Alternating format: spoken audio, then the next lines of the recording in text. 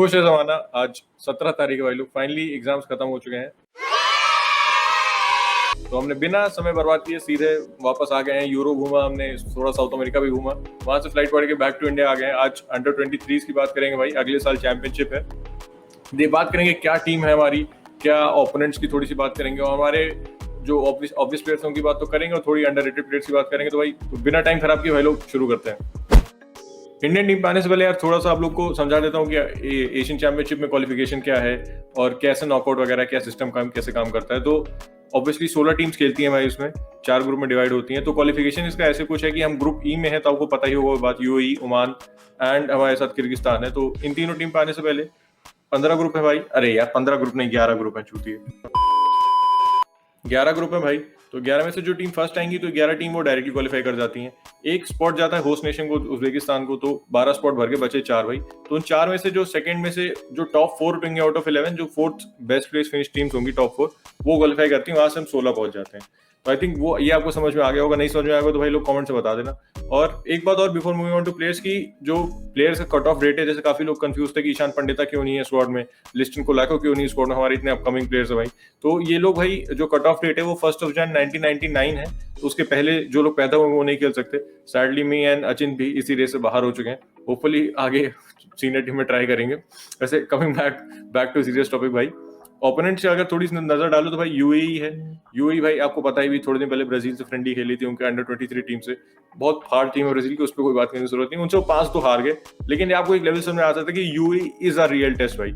North Korea से भी भाई खेल चुके हैं फ्रेंडली, और आपको बहरेन से भी खेल चुके हैं। तो वो उनकी टीम भाई खेल रही है। हमारी तरह स्थिति नहीं है कि बस टूर्नामेंट के पहले टीम बना ली और लेके चले गए। तो यूएई एक बहुत बड़ा थ्रेट होगा। उसके अलावा देखो तो ओमान है भाई। ओमान अंडर 23 में 2 बार क्वालिफाई की है पहले, लेकिन कभी ग्रुप स्टेज के पार नहीं गई है। तो हमने तो क्वालिफाई नहीं किया, तो हमसे अभी वो बेटर पोजीशन में है, तो उनको भी हल्के में नहीं ले सकते। उसके बाद आती किर्गिज रिपब्लिक। किर्गिज रिपब्लिक कह सकते हो we are on the same boat. उन्होंने कभी क्वालिफाई नहीं किया, हमने भी कभी नहीं किया है, लेकिन स्ट्रॉन्ग टीम तो होगी भाई। मैं किर्गिज रिपब्लिक के बारे में ज्यादा नहीं जानता, तो हवा में तीर नहीं चलाऊंगा। लेकिन यह है किर्गिज रिपब्लिक की रैंकिंग हम 99 है, हमसे थोड़े से आगे हैं, लेकिन उनकी टीम भी under 23 would be a good team. लेकिन ऐसा नहीं है सारी हम होप हार के बैठे हैं, पहले से नहीं मानना है क्वालिफाई नहीं कर सकते। हम बिल्कुल क्वालिफाई कर सकते हैं। बहुत फोर टीम है हमारी, और मैनेजर भी अच्छा है। मैनेजर के बारे में क्या ख्याल है? डेरिक पेरेरा साहब हमारे मैनेजर हैं, उनका ब्रांड ऑफ फुटबॉल क्या है और क्या हमें एक्सपेक्ट कर सकते हैं? इगोर स्टीमैक 2.0 तो नहीं है भाई हमारे? ईगोर स्टीमैक 2.0 तो नहीं भाई। की एक चीज पॉजिटिव ये है कि टैक्टिक्स उनकी डिसाइडेड रहती हैं। ईगोर स्टीमैक की तरह इतना एक्सपेरिमेंटल नहीं है। अगर उनकी हिस्ट्री की बात करें तो just before becoming the manager of the Indian under 23 side, he was the technical director for FC Goa. और उससे पहले एफसी गोवा में मतलब 3-4 साल रहे थे वो। उससे पहले वो सेकंड टीम भी मैनेज कर रहे थे एफसी गोवा की, रिजर्व साइड के साथ भी काफ़ी कोचिंग कर रहे थे। एंड बिफोर दैट मतलब यू कैन से he is steeped in Goan clubs. उससे पहले चर्चिल ब्रदर्स में थे, उससे पहले सलगावकर में थे। एंड चर्चिल ब्रदर्स में यू कैन से काफ़ी नोटेबल काम था उनका, क्योंकि Churchill Brothers in 2017 when he was there, they were struggling. उनके आने से पहले they were almost in relegation battle, which you know इतना हिस्टोरिकल क्लब के लिए काफ़ी डिसअपॉइंटिंग बात है। But since he went there he was able to turn around the fortunes. Defensively बहुत सॉलिड कर दिया था। एंड इसी से थोड़ा सा आपको इंट्रोडक्शन मिल जाएगा in what type of manager he is. So with experience comes defensive minded tactics, थोड़ा सा प्रैग्मेटिक अप्रोच है। And that's what he did at Churchill Brothers. Churchill Brothers में आते ही उन्होंने डिफेंसिवली शोर अप कर दिया था पूरी टीम को। And they actually manage to win against both the big hitters in the I League, which were Mohun Bagan and east Bengal. और दोनों के खिलाफ 2-1 विक्ट्रीज कर दी थी उन्होंने। And he had a decent campaign at Churchill Brothers before moving on to FC Goa. So आप tactics in general देखो तो he is a more direct football approach रखते हैं वो। Our team is going to be having lesser possession. And जैसे उत्कर्ष ने बताया आपको, यूएई जैसी team which is very well prepared for this tournament in comparison to us. And Oman भी to some extent, दो उन्होंने फ्रेंडलीज नहीं खेले हैं, बट ये है कि वो पहले खेल चुके हैं अंडर 23 चैंपियनशिप्स में। एंड किर्गिज रिपब्लिक एंड हम सेम फुटिंग पे। तो I think we will be playing direct football, too much to the disappointment of all of our young football fans, जो हमारे बिबियानो फर्नांडिस को अंडर 16 के अंदर देख के, एंड जुआन फर्नांडो को, एंड इवन हमारा लोबेरा को देख के, सर्जियो लोबेरा को देख के at Mumbai City, people are demanding a little Spanish influence football, थोड़ी possession based, थोड़ी technical flair वाली. But I think we should not be expecting that. I think this is going to be a very result oriented qualifiers for us. It will be very important for us to qualify, given कि हमने कभी qualify नहीं किया है. Experience के साथ हमारे को defensive tactics दिखेंगी, and we should be ready for that. Players पे आने से पहले थोड़ा सा आपको इन्फॉर्मेशन देता हूँ मैचेस का। भाई 23 तारीख को हम ओमान से खेल रहे हैं, 23 अक्टूबर को ओमान से खेल रहे हैं, 25 अक्टूबर को हम यूएई से खेल रहे हैं और 27 अक्टूबर को हम किर्गिज रिपब्लिक से खेल रहे हैं। भाई लोग कैलेंडर में डेट चढ़ा लो, मैच किसी से मिस नहीं होना चाहिए। होपफुली स्टार टेलीकास्ट करेगा। अब टीम पे आते हैं, पहले ऑब्वियस नेम्स को थोड़ा सा बाहर कर देते हैं। धीरज भाई कोई डाउट नहीं है खेलेंगे भाई, हमारे स्टार कीपर हैं, अच्छे कीपर और भी उनके अलावा, जैसे हमारे नवीन कुमार भाई साहब हमारे एफसी गोवा सुप्रीमो, लेकिन सैडली 23 के ऊपर है तो उनको हम नहीं देख पाएंगे। ऐसे राइट बैक हमारे आशीष राय साहब भाई, वो हैदराबाद के लिए मैं उनके नंबर्स देख रहा था। मतलब मैं स्टार्ट बेस पे जजमेंट नहीं दे रहा हूँ, लेकिन बहुत ही तगड़ी स्टार्ट थी जो दिखी भाई।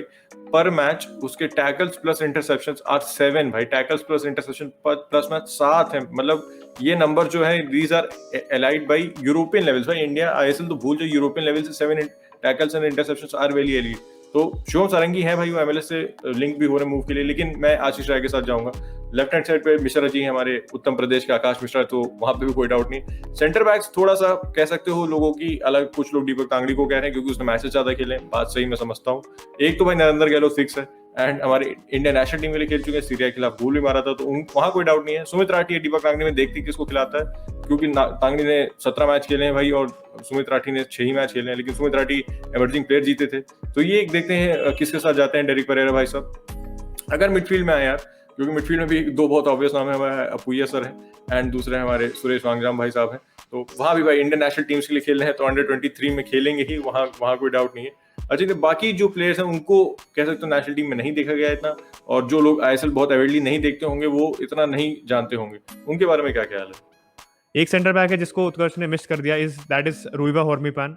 आई लीग में खेला था पिछले season for Round Glass Punjab and he had a very solid season for that side, and उसके बेसिस पे उनको ट्रांसफर भी मिल गया to Kerala Blasters, and now in the upcoming ISL he's going to be featuring in the Kerala Blasters, but I think he'll be also a very solid option as a back center back and maybe starting contention में हो सकता है because he had that consistent run of games which Sumit Rathi didn't have, so he's a center back which Utkarsh missed out on. But अगर अब attack पे आए तो wing पे बात करें तो we have Rahul KP who's playing at Kerala Blasters, very exciting young player.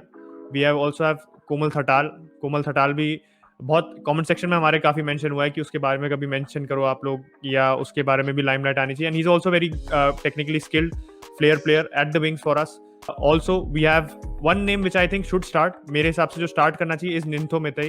He plays at North East United and उसका emergence can be traced along with Apuya, so I think they are probably one of the two big stars which are coming up from the North East United side, and काफी अच्छा season रहा था stats wise. He didn't have output to show for it, but in terms of playing consistently and making a good place for himself in the side, he did a very good job. Left wing पे बात करें तो यार अनिकेत जाधव खेल सकता है from Jamshedpur FC. He also had a good breakout campaign last season as well, and he's also a name which we should consider.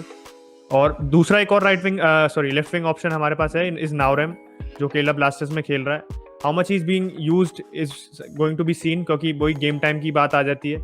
तो I think Derrick Pereira is going to be preferring the players जिनको ज़्यादा extensive game time मिला था, because friendlies तो थे नहीं.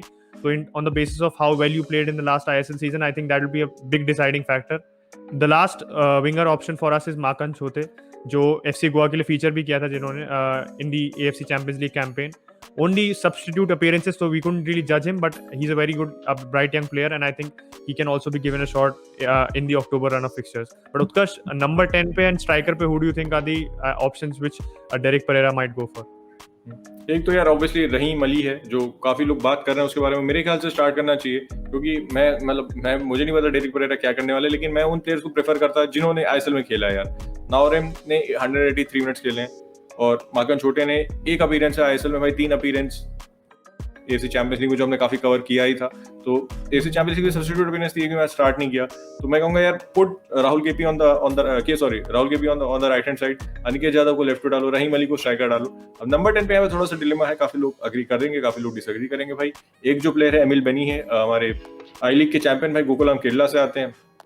और एक हमारे प्रिंसटन रेबेलो भाई साहब है, जो AFC चैंपियंस लीग में FC गोवा के लिए हमने बात की थी उनकी, और काफी इंप्रेस हुए थे यार. मैं तो मैंने एमिल बेनी को इतना ज्यादा नहीं देखा है, तो उनके अगर स्टार्ट देखो तो 14 मैचेस में 3 गोल्स एंड 2 असिस्ट है, तो भाई very solid numbers for a young player, इसमें कोई डाउट नहीं है, और कंसिस्टेंटली खेल भी रहे हैं. लेकिन रेबेलो को मैंने AFC चैंपियंस लीग में देखा, विच इज मैं यहाँ पे आई लीग को डाउनग्रेड नहीं कर रहा हूँ, लेकिन AFC चैंपियंस लीग भाई अलग ही लेवल है आई लीग से, मतलब ISL से भी जमीन आसमान ऊपर है भाई. वो वहां पे रेबेलो की भाई जो उसकी कामनेस ऑन द बॉल, और जो कीपिंग इट इजी बेसिकली, जो एक मिडफील्डर काम होता है जबरदस्ती फैंसी चीजें करने की कोशिश नहीं करना। और मेरे ख्याल से इसलिए डेरिक पेरेरा प्रिंसटन रेबेलो को खिला सकता है, एक तो गोवन कनेक्शन है भाई, पहली बात तो ये, और दूसरी जो ओल्ड स्कूल मैनेजर्स होते हैं उनको बहुत ज्यादा फैंसी चीजें नहीं पसंद होती भाई, they like to keep the ball taking, keeps things simple, make one two touches passes. ये भाई रेबेलो बहुत बढ़िया करता है, कुछ जबरदस्ती रिस्ट्रिक्टिंग नहीं लगता, has a good eye for the pass.